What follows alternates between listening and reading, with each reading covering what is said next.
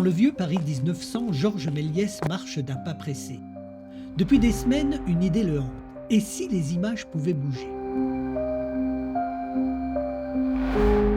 Il pousse la porte de ses studios, l'odeur de la poussière, les murs chargés de souvenirs.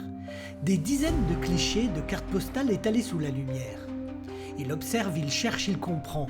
La machine est là, cachée, oubliée, ou peut-être simplement en avance sur son temps.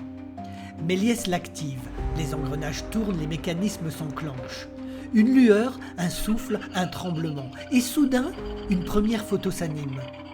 Ce que personne ne croyait possible venait de commencer. Le passé venait de se mettre en mouvement.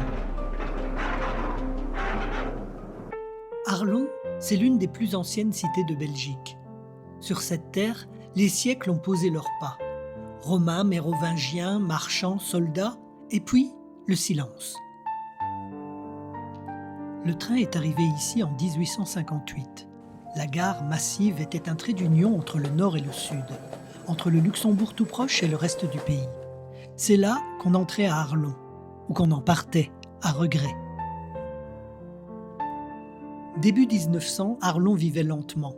Une ville de garnison, de notaires, de commerçants. On s'y promenait en chapeau, les enfants jouaient sous les arcades, et les dames lisaient la presse sur les bancs du parc. Le photographe les a figés, Méliès leur a donné vie. Mais on devine une impatience dans leurs yeux. Peut-être qu'ils allaient au bal ou qu'ils sortaient de l'église Saint-Donat, perchés sur la colline dominant la ville. Arlon, c'est aussi une frontière douce, un accent qu'on partage avec le Luxembourg. Des forêts qui frôlent la Gaume, et ce ciel immense qui semble toujours attendre quelque chose. Il suffisait d'une fanfare, d'un bal sur la place pour que tout s'arrête. Les ruelles s'emplissaient de chapeaux fleuris, de rires éclatants et de robes qui tournoyaient. À Arlon, la fête n'était pas une date, c'était une respiration partagée. Les pavés racontaient ce que les murs gardaient pour eux.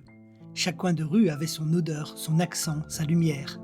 Ici, un marchand de journaux, là, un enfant qui court.